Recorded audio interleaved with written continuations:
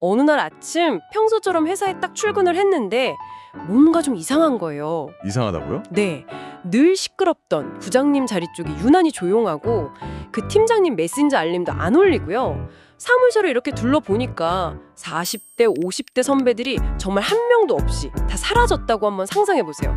어떤 일이 벌어질까요? 아, 그거 정말 기이한 상상인데요. 마치 소설가 주제 사람하고의 작품 속 세상 같아요. 갑자기 모든 사람이 눈이 멀어버리거나 아무도 죽지 않게 되는 것처럼요. 맞아요. 당연하게 여겼던 사회 시스템 하나가 그냥 통째로 멈춰버리는 거죠. 그런 극단적인 상황이 되어야 비로소 우리는 그 시스템의 진짜 의미를 보게 되거든요. 바로 그겁니다. 저희가 오늘 당신과 함께 파헤쳐볼 자료들이 바로 그 기이한 상상을 아주 냉정하게 시뮬레이션하고 있거든요. 이건 단순한 공상이 아니라 조직의 경쟁력이라는 렌즈를 통해서 어떤 연쇄 반응이 일어나는지 끝까지 따라가 보는 하나의 지적인 실험 같은 거죠. 그래서 오늘의 핵심 질문은 이겁니다. 조직의 허리, 때로는 꼰대라고도 불리는 이 40, 50세대가 사라진다면 그 회사는 과연 더 좋은 곳이 될 수 있을까요? 근데 시작하기 전에 한 가지는 좀 분명히 하고 싶어요. 이 논의가 특정 세대를 옹호하거나 비난하려는 건 절대 아니고요. 그럼요. 세대 갈등을 부추기려는 건 더더욱 아닙니다. 오히려 이 가상의 시나리오를 통해서 우리가 평소에 막연하게 생각했던 경험이나 연륜 같은 것들이 조직 안에서 실제로 어떤 역할을 하는지 그 민낯을 한번 제대로 들여다보자는 거죠. 좋습니다. 단기적인 변화부터 장기적인 결과까지 한번 단계별로 따라가 보시죠. 자, 그럼 시뮬레이션을 시작해 볼까요? 40, 50대가 사라진 첫 몇 주 혹은 첫 몇 달. 자료들을 종합해 보면 이 시기는 그야말로 해방의 시간이라고 표현할 수 있겠더라고요. 젊은 직원들이 꿈에 그리던 그런 회사가 눈앞에 펼쳐지는 겁니다. 그렇죠. 당장 느껴지는 가장 큰 변화는 아마 속도일 겁니다. 그동안 젊은 실무자들이 제일 답답해했던 게 뭐였을까요? 보고체계요. 네, 불필요한 보고체계잖아요. 아이디어 하나 실행하려면 팀장, 부장, 임원까지 몇 단계를 거쳐야 하고 그 과정에서 원래 의도는 막 변질되거나 아예 묵살되기도 하고요. 맞아요. 이거 위에 보고해야 하니까 형식 맞춰서 다시 만들어 와. 이 말 진짜 많이 듣잖아요. 그런데 그 위가 사라진 거예요. 네. 실무자 아이디어가 거의 즉시 의사결정으로 이어지는 거죠. 자료에 나온 표현을 빌리면 꽉 막혔던 고속도로의 지정체가 한순간에 뻥 뚫리는 듯한 쾌감, 이런 게 조직 전체를 감싼다고 합니다. 업무 외적인 부분에서도 해방감이 느껴지죠. 의미를 알 수 없는 저녁 회식이나 주말 등산 같은 거. 그렇죠. 자연스럽게 사라지고요. 상사 눈치 보면서 퇴근 시간 잴 필요도 없어지죠. 말 그대로 진짜 워라밸이 실현되는 거예요. 그리고 또 다른 중요한 변화는 기술 도입에 대한 태도입니다. 기술 도입이요? 네, 새로운 협업 툴이나 AI 솔루션 도입하자고 하면 내가 예전에 해봐서 하는데 그런 건 다 소용없어 하면서 반대하던 목소리들이 사라지니까 디지털 전환 같은 혁신이 굉장히 빠른 속도로 진행되는 거죠. 어떻게 보면 회사가 아주 젊고 스마트해지는 과정처럼 보이네요. 부수적인 효과도 있겠죠. 빈자리가 많이 생겼으니 그 자리를 채우려고 청년 고용이 늘어날 수도 있고요. 2단계까지만 보면 이건 거의 유토피아에 가까운데요. 여기서 아주 흥미로운 지점이 드러납니다. 이 초반의 긍정적 변화는요. 사실 젊은 세대가 기존 조직 문화에 대해 느꼈던 불만사항 리스트랑 정확히 일치한다는 거예요. 즉 조직에 실제로 존재했던 관료주의적 마찰, 비효율 이런 게 제거되면서 나타나는 지극히 당연한 현상인 거죠. 네네. 하지만 여기서 우리가 한 걸음 더 들어가 봐야 합니다. 이 짜릿한 효율성은 과연 지속 가능할까? 이 모든 성과는 사실 그들이 불평하던 기성세대가 수십 년간 쌓아올린 그 기반 위에서 이루어지고 있다는 사실을 잊으면 안 돼요. 만약에 그 기반 자체가 흔들리기 시작한다면 그때는 어떤 일이 벌어질까요? 바로 그 지점에서 분위기가 급반전됩니다. 자료들을 보니까 이 청량감 넘치는 해망의 시간이 그리 오래가지 못하더라고요. 조직이 마주하는 첫 번째 거대한 균열, 이걸 자료에서는 경험의 증발이라고 표현하고 있습니다. 네, 처음에는 잘 안 보여요. 사소한 실수들이 조금씩 늘어나는 정도로 시작하죠. 하지만 시간이 흐를수록 그 실수들이 모여서 조직 곳곳에서 삐걱거리는 소리가 들려오기 시작하고 결국엔 시스템 전체를 위협하는 치명적인 문제로 번지게 됩니다. 와, 제가 자료에서 본 사례가 정말 인상 깊었어요. 한 공장에서 수십 년 일한 베테랑 차장님이 계셨는데 이분은 그냥 공장 안을 쓱 지나가면서 기계 돌아가는 소리의 미세한 차이만 듣고도 저 이번 기계 소리가 좀 이상한데 베어링 나갈 때 된 것 같으니 미리 점검해봐. 이렇게 말했다는 거죠. 이게 바로 경험이잖아요. 정확합니다. 그건 어떤 매뉴얼에도 적혀 있지 않은 지식이죠. 바로 그 지점이 경영학자 노나카 이코지로가 말한 암묵지의 핵심입니다. 암묵지요. 안목지. 네. tacit knowledge, 말 그대로 언어나 문서, 데이터로 명확하게 정리할 수 없는 지식을 뜻해요. 오랜 시간 현장에서 직접 몸으로 부딪히고 실패하면서 체득한 직관, 감각, 노하우 같은 것들이죠. 아, 공식적인 교육으로는 절대 가르칠 수 없고 어깨 너머로 보고 배우거나 함께 일하면서 자연스럽게 전수될 수밖에 없는 그런 종류의 지식입니다.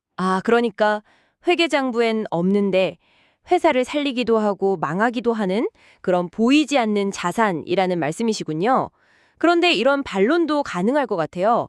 모든 4050이 다 그런 장인은 아니지 않나? 그렇죠. 솔직히 그냥 자리만 차지하고 변화를 거부하는 분들도 많은데 그런 분들이 사라지는 건 오히려 좋은 일 아닌가? 하고요. 아주 날카로운 지적입니다.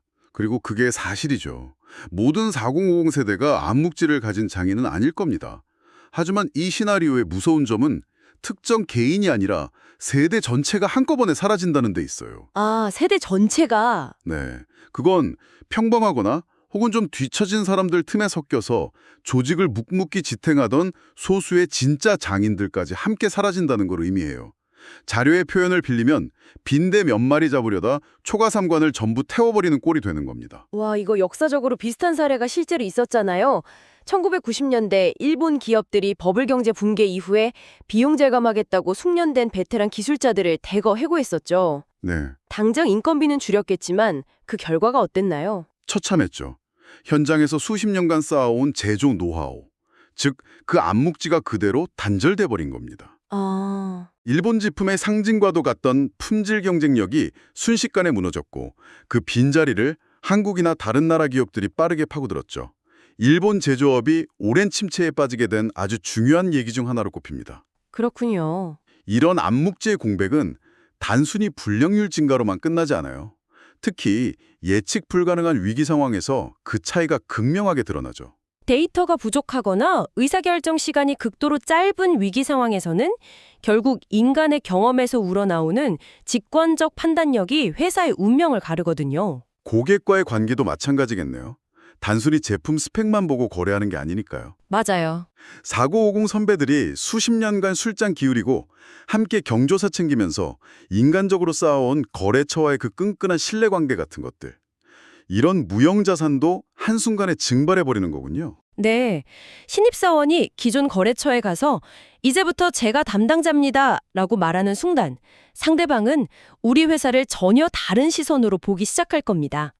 기술적인 문제가 어떻게든 해결된다 쳐도 이 변화가 조직에 사람들에게 미치는 영향은 전혀 다른 차원의 이야기일 거예요. 네, 바로 그 지점입니다. 기술이나 노하우의 문제를 넘어서 조직 내부의 사람 문제, 즉 리더십과 조직 문화의 붕괴로 논의를 확장해 봐야 할 것 같아요. 자료에서는 이 현상을 어른의 부재라고 표현하더군요. 어른의 부재. 네, 듣기만 해도 어떤 상황일지 좀 짐작이 갑니다. 리더십의 공백은 생각보다 훨씬 심각한 결과를 초래합니다.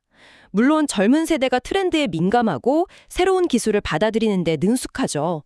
하지만 조직 전체를 보는 거시적인 안목, 예를 들어 당장의 매출보다는 장기적인 재무 건전성을 살핀다거나 시장 변화에 따른 리스크를 관리하는 능력. 네네. 이런 건 수많은 성공과 실패를 직접 겪으면서 쌓이는 경험의 영역에 가깝습니다. 이런 경험 없이 갑자기 리더가 된 젊은 관리자들은 단기 성과에 집착하다가 더 큰 위험을 놓치기 쉽죠. 특히 팀 내부의 갈등을 중재하고 조율할 사람이 없어진다는 점이 정말 와닿았어요. 예전에는 팀원들끼리 의견이 부딪히면 팀장이나 부장이 나서서 자자, 둘 다 일리 있는데 A 안의 장점과 B 안의 장점을 절충해서 이렇게 가보는 건 어때? 하면서 교통정리를 해줬잖아요. 네, 맞아요. 때로는 싫은 소리도 하면서 갈등을 봉합하는 완충제 역할을 했던 거죠. 바로 그 완충제가 사라지는 겁니다. 이제는 실력 있고 똑똑한 젊은 직원들 사이에 날선 의견 대립이 조율되지 못하고 그대로 업무에 대한 토론이 아니라 사람에 대한 감정 싸움으로 번지게 됩니다. 아, 네가 뭘 안다고 그래? 그건 네가 잘 몰라서 하는 소리야. 이런 식으로요. 모두가 자기 주장만 할 뿐 누구도 책임 있는 결정을 내리고 그 결과를 감당하려 하지 않는 상황이 벌어지는 거죠. 듣기만 해도 숨이 막히네요. 리더는 없는데 모두가 자기 주장만 하는 회의실 풍경이 그려집니다. 아마 많은 분들이 비슷한 경험 한 번쯤은 해보셨을 것 같아요. 그렇죠. 결국 조직은 방향을 잃고 표류하게 되고 이런 소통 부재와 비효율에 지친 핵심 인재들이 이 조직은 더 이상 희망이 없다고 느끼면서 하나둘 회사를 떠나기 시작하겠죠. 네. 그리고 조직 붕괴는 바로 그 지점에서 걷잡을 수 없이 가속화됩니다. 남아있는 사람들은 점점 더 지쳐가고 회사는 안에서부터 무너져 내리는 거죠. 자, 그럼 이제 가장 현실적이고 조금은 이기적인 질문을 던져볼 시간입니다. 지금 이 이야기를 듣고 계신 젊은 직원의 입장에서는 이런 생각을 할 수도 있거든요. 회사가 어떻게 되든 일단 4050 선배들이 사라진 덕분에 내가 대리에서 과장으로, 과장에서 팀장으로 초고속 승진을 했어. 그럼 나 개인에게는 좋은 일 아닌가? 하고 말이죠. 그것이 바로 이 시나리오가 우리에게 경고하는 가장 위험하고 치명적인 착각입니다. 내 자리가 유지되고 내 월급이 나오기 위한 가장 기본적인 전제 조건이 뭘까요? 바로 회사가 망하지 않는 것입니다. 우리는 이 냉정한 자본주의의 원리를 절대로 잊어서는 안 됩니다. 내가 탄 배가 점점 가라앉고 있다는 사실을 모른 채 선실이 넓어졌다고 좋아하는 격이네요. 정확한 비유입니다. 내부적으로는 암묵지가 사라져서 불량률이 치솟고 외부적으로는 오랜 신뢰관계가 깨져서 거래처들이 등을 돌립니다. 회사의 제품과 서비스 품질이 떨어지는데 어떤 고객이 우리를 선택하겠어요? 그렇죠. 이 모든 상황은 결국 기업의 부실화로 귀결될 수밖에 없습니다. 그리고 기업 부실화의 종착역은 구조조정, 그리고 최악의 경우 도산이죠. 와, 내가 받은 승진은 침몰하는 배 안에서의 공허한 직함에 불과하게 되는 겁니다. 그런데 여기서 한 가지 더 생각해 볼 지점이 있어요. 만약 이런 4050의 증발 현상이 우리 회사에만 국한된 게 아니라 우리 경쟁사를 포함한 사회 전반에서 동시에 일어나는 현상이라면 어떻게 될까요? 다 같이 약해지는 거니까 상대적으로는 괜찮은 거 아닌가요? 와, 그건 정말 중요한 질문이네요. 만약 우리만 이런 혼란을 겪고 경쟁사는 건재하다면 그들은 우리의 약점을 파고들어서 시장 점유율을 순식간에 빼앗아가겠죠. 그게 일반적인 시나리오입니다. 네. 하지만 질문하신 것처럼 이게 산업 전체 혹은 국가 전체의 현상이 된다면 문제는 훨씬 더 심각해집니다. 그건 개별 기업의 생존을 넘어서 산업 생태계 전체의 경쟁력 하락을 의미하니까요. 판 자체가 작아지는 거군요. 그렇죠. 해외의 다른 경쟁자들이 그 시장을 통째로 집어삼키게 될 겁니다. 결국 기성세대가 사라져서 얻었던 잠깐의 안도감과 기회는 내 일자리뿐만 아니라 우리 산업 전체를 위협하는 거대한 파도가 되어 돌아오게 되는 거죠. 오늘 이야기를 쭉 정리해보면 이 4050 세대의 갑작스러운 부재는 단기적으로는 막힌 속을 뻥 뚫어주는 사이다 같을지 몰라도 장기적으로는 기업이라는 배 자체를 침몰시키는 거대한 구멍이 될 수 있다. 이런 결론에 이르네요. 네, 그래서 우리가 함께 살펴본 자료들의 핵심 메시지를 다시 한번 곱씹어 볼 필요가 있습니다. 우리가 비판하고 개선해야 할 것은 그들의 때로는 권위적이고 비합리적인 태도이지 그들이 수십 년간 수많은 시행착오를 겪으며 몸으로 쌓아온 경험과 지혜 그 자체가 아니라는 겁니다. 꼰대라는 단어 하나로 그들이 가진 모든 것을 폄하하고 싸잡아 비난하는 것이 얼마나 위험한 착각인지 알겠습니다. 그 단어 뒤에 숨겨진 회사가 생존하기 위해 반드시 다음 세대로 계승해야 할 소중한 유산, 바로 안목지를 놓칠 수 있으니까요. 맞습니다. 그래서 이 문제의 진정한 해법은 재고가 아니라 계승과 융합에 있습니다. 진정으로 똑똑하고 지속 가능한 조직은 특정 세대를 몰아내는 극단적인 선택을 하지 않아요. 대신 기성세대가 가진 깊이 있는 노하우와 통찰력을 젊은 세대의 새로운 기술과 유연한 감각으로 흡수해서 완전히 새로운 차원의 경쟁력을 만들어내는 곳이죠. 세대 간의 차이를 갈등의 원인이 아니라 시너지의 원천으로 삼는 지혜가 필요한 겁니다. 오늘 이 가상 시나리오를 통해 우리는 한 세대가 사라졌을 때 조직에 어떤 일이 일어나는지 그 흥미롭고도 섬뜩한 과정을 단계별로 살펴봤습니다. 그렇다면 마지막으로 이 질문을 당신께 던지며 마무리하고 싶습니다. 당신의 조직은 베테랑들의 가진 그 소중한 안목지를 어떻게 다음 세대로 전수하고 있나요?